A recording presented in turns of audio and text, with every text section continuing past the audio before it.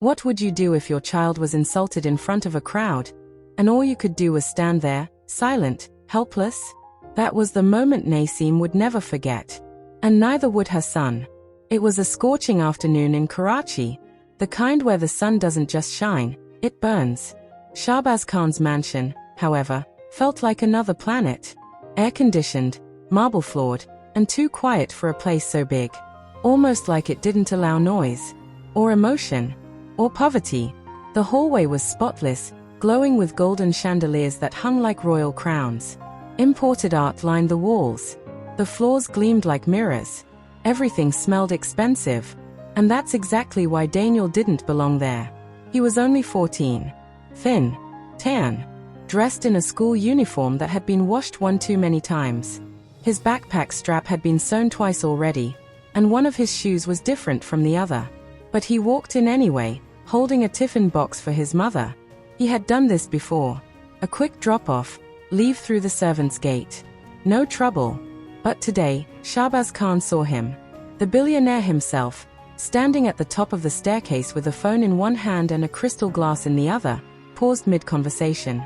His gaze fell on Daniel like a spotlight, and not the flattering kind. His lips curled into something between surprise and disgust. "Who let that in?" he said coldly. "That. Not who. Not even he. Just that." A few of the staff turned their heads but didn't move. You could feel it in the air. Something ugly was about to happen. "I said, who let this boy in my house?" Shahbaz repeated, louder this time, his voice echoing across the hall. Daniel froze. From around the corner, Naseem came rushing in, her dupatta flying, eyes wide with panic. "Sir, please. That's my son. He just brought my lunch. I told him to leave it by the kitchen." "I don't care." Shahbaz snapped. His face twisted like someone had just insulted his bloodline.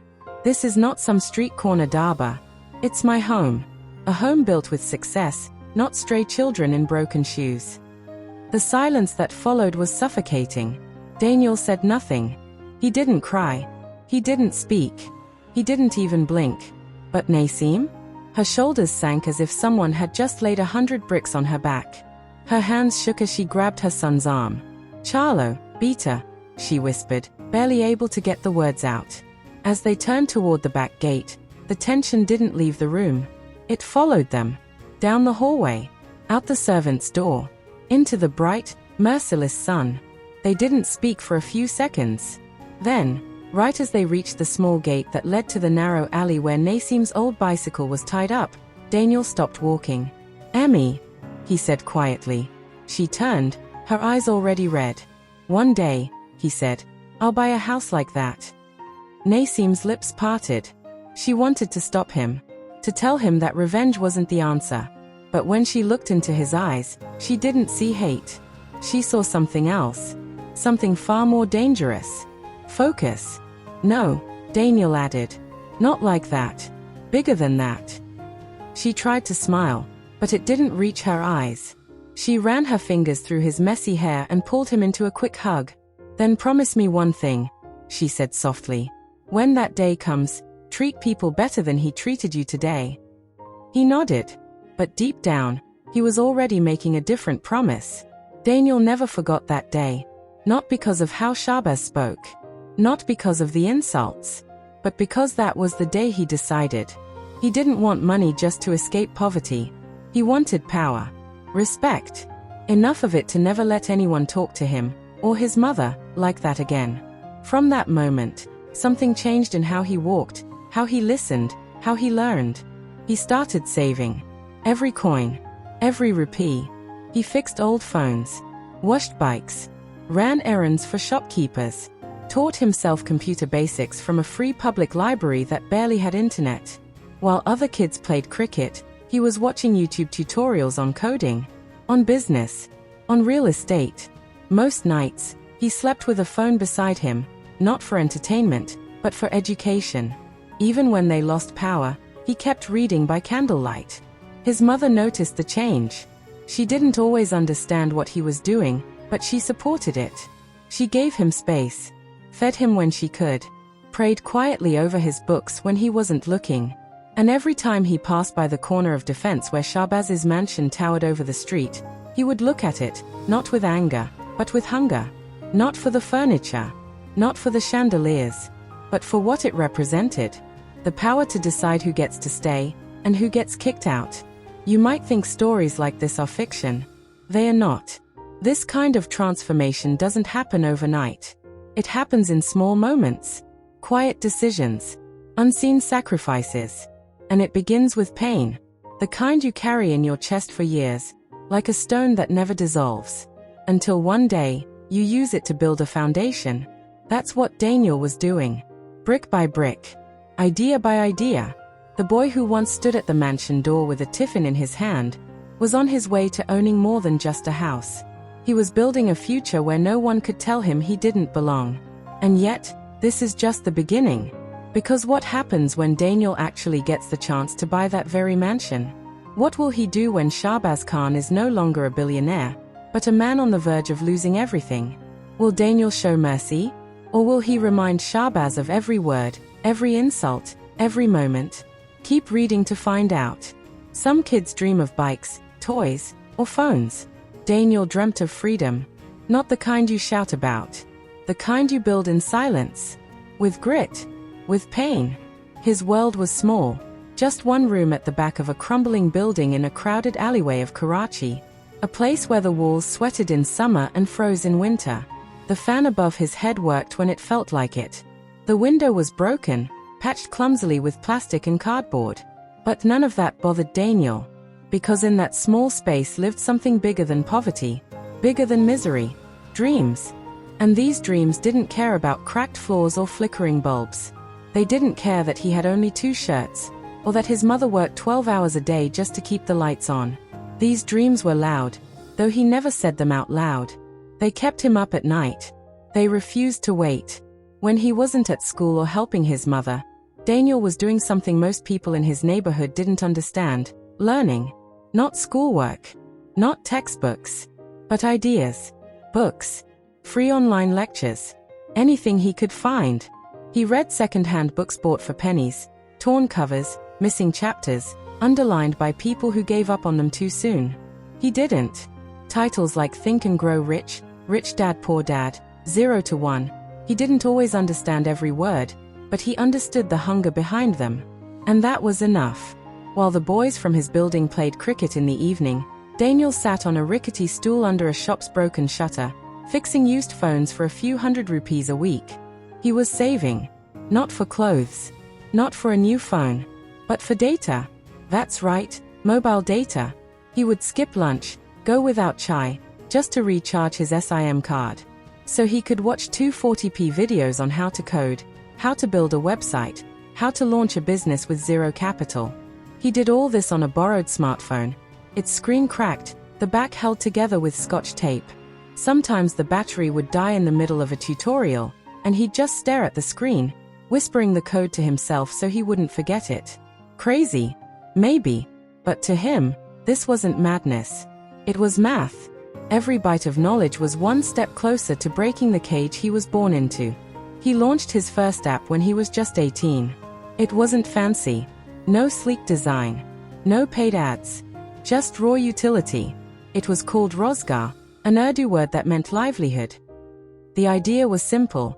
Connect people who needed work with people who needed workers. Plumbers. Electricians. Drivers. Maids. Cleaners. Construction helpers. The kind of people who worked hard their whole lives but still went home hungry. People like his mother. She had cleaned other people's homes for 20 years. She knew every type of stain, every kind of insult. But never once complained. She just kept working. Daniel had watched her scrub marble floors with hands that were cracked and bleeding. Now, with Rozgar, he wanted to flip the script. Work finds the worker, was his tagline. And for many, it actually did. At first, people laughed. Who would trust a teenager with a tech startup? Especially one who had never even been to a university? You're too young. You're too poor. You're not serious. He heard it all, and ignored it all. He used free cloud tools, begged a cyber cafe to let him code at night, and learned UI or UX by observing how people used apps on their phones. He'd sit in busy markets, pretending to scroll, but actually watching others, how they tapped, how they swiped, where they got confused. That was his research lab. And it worked. Within a year, Rozgar hit 100,000 users. Not downloads, active users. Housewives in Clifton using it to find maids. Contractors in Lahore booking welders. College students picking up part-time gigs. His server crashed twice in 1 week from the overload. Investors started sniffing around. Not the giant Silicon Valley types, yet, but small local firms, a few diaspora Pakistanis who liked his mission. They helped him upgrade servers, pay a few interns, and set up a proper office, just a tiny one, above a bakery in Saddar. But to Daniel, it felt like Silicon Valley. Then came the media. A local journalist interviewed him for a youth entrepreneurship blog. That piece went viral. The next headline read, "Teenage tech prodigy builds platform for Pakistan's forgotten workers." Suddenly, everyone wanted a quote, a feature, a photo. He smiled politely, gave them what they wanted. But inside, he was still that boy holding a tiffin in Shahbaz Khan's hallway. By 23, Daniel had 5 offices across Pakistan, 100 employees, and a platform valued in the millions. He had signed a partnership with a global logistics firm, launching Rozgar 2.0 across the Middle East and South Asia. Workers could now get verified, reviewed, and trained, all within the app. He'd bought his mother a small apartment in a clean neighborhood, hired a full-time cook for her, put her name on the lease. Yet despite all this, he hadn't celebrated. Not really, because he still hadn't finished what he started. That mansion, the one where his mother was insulted, where he stood quietly with a tiffin box and worn-out shoes. It still stood. Tall, elegant, cold. It wasn't about revenge anymore. He didn't want Shahbaz to suffer. He just wanted the power to rewrite that memory. He wanted to walk into that same hallway, not as a guest, not as help, but as owner. Late one night, Daniel stood on the balcony of his rented apartment, looking out over the city. Karachi was loud, alive. 1,000 dreams burning at once. His phone buzzed. It was a real estate contact. The message read, "Roval Mansion. Quiet sale. No listing. Owner desperate. Interested." Daniel didn't blink. The same mansion. Shahbaz Khan's fortress. The palace that once spat him out. He texted back, "Let's talk numbers." And that's when it clicked. Not just the deal. The story. Everything he had built. The code, the platform, the name. It all came back to one moment. A 14-year-old boy. A lunchbox. A broken heart. A fire lit in silence. Now, he had the match. And the mansion was dry wood. But here's the thing. What do you do when you've reached the top of a mountain that once crushed you? Do you plant your flag? Or offer your hand to the man you once looked up to? Daniel was about to find out. And the Roval mansion sat like a fallen king, regal, but wounded. Its white marble columns, once polished to a mirror shine, now carried the dust of forgotten glories. The fountain in the front courtyard, once a centerpiece of elegance, had dried into silence. The garden, where ministers and film stars once toasted champagne, had overgrown into a tangled mess of weeds. Yet, even in decay, the mansion held a haunting kind of power. And now, it was up for sale. Not through open ads or real estate pages. No banners. No property tours. Shahbaz Khan couldn't bear the public shame of losing his greatest symbol. So the listing went out quietly. A whisper between elite brokers. A message passed hand to hand like a dirty secret. But whispers travel far when they meet the right ears. Daniel found out the same night. The message popped up on his private investor thread. Roval Mansion, off-market. Discreet seller. Accepting sealed bids. Contact for details. He stared at his screen, unmoving. The Roval Mansion. That house was burned into his memory. The place he had been thrown out of like he was filth. The cold marble under his feet. The weight of his mother's shame in her trembling hands. The words of Shahbaz Khan, "Get this boy out of my house." He remembered the way the leather shoes echoed in that hallway. He remembered how steady his voice had been when he said, "Amit, one day, I'll buy a house like this." No, bigger. And now, here it was. On the market. For sale. He didn't think twice. Within the hour, Daniel activated a network of shell companies.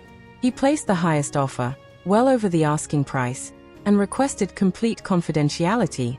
No haggling. No negotiation. The deal was done in days. Legal teams worked around the clock. Nobody even knew who the true buyer was.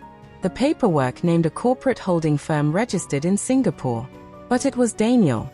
It had always been Daniel. 1 week later, a meeting was set to finalize the transfer of ownership. Shahbaz Khan was summoned to sign the final documents. No longer the seller by choice, but by necessity.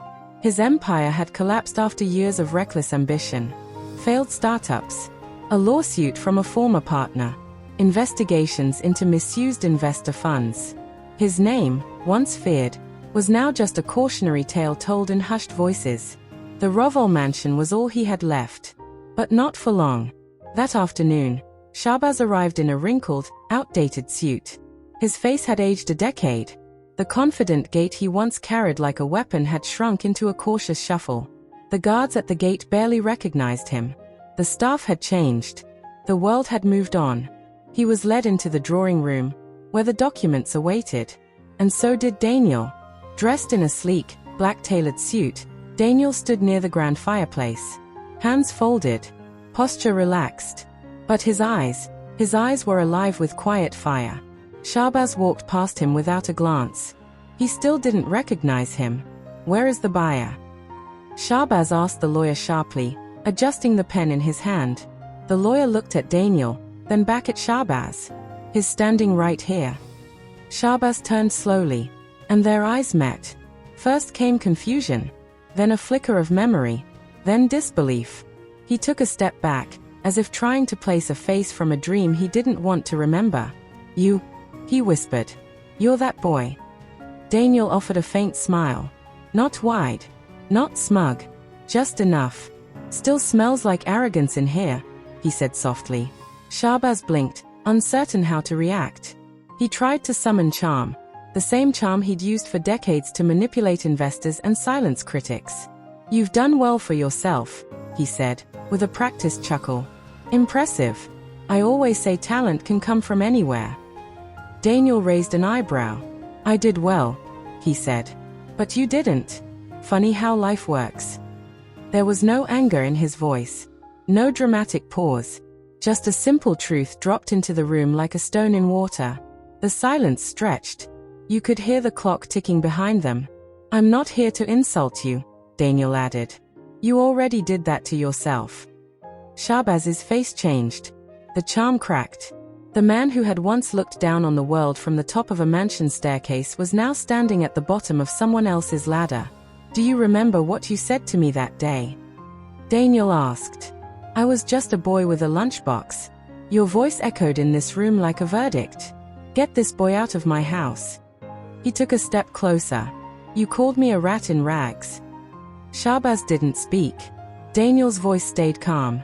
Turns out some rats don't just survive. They build empires. He reached for the pen. With steady hands, Daniel signed the final deed. One signature. One moment. And the mansion changed hands. Shahbaz Khan, once the king of this marble palace, now stood in someone else's home. And that someone was the same boy he'd kicked out all those years ago. He swallowed hard. I didn't know, he said finally. That day. I didn't know who you were. You didn't care to, Daniel replied. That made all the difference. He turned toward the window. Sunlight streamed in through tall glass panes, lighting up the dust in the air like golden threads. I didn't buy this place out of revenge, he said quietly. Not anymore. I bought it because I promised myself I would. I needed to become the kind of man who could. Outside, the garden lay in silence. Overgrown. Untamed. Waiting. Inside, the echo of that old hallway was gone. That moment, where Daniel stood tall, and Shahbaz stood small, wasn't revenge. It was transformation. The lawyer cleared his throat and began packing the documents. Shahbaz Khan, face pale and defeated, picked up his coat without a word. As he reached the door, he turned once more. This used to be mine, he said, almost to himself. Now it's mine, Daniel replied. But more than that, it's my mother's. She'll move in next week. Through the front door this time. Shahbaz lowered his gaze and walked out. Daniel stood in the center of the room, alone now. He could still feel the cool marble under his shoes. But this time, it didn't feel cold. He walked to the wide staircase where he had once stood as a child. He placed his hand on the banister. It was done. He didn't feel triumph. He didn't feel rage. He felt peace. Because sometimes, the most powerful kind of justice is growth. No shouting. No screaming. Just becoming everything they said you could never be. And walking calmly into the room they told you you'd never belong in. If this chapter moved you, remember, you don't need permission to chase your dream. Sometimes, the biggest win isn't proving them wrong, it's proving yourself right. Diso was Shahbaz Khan.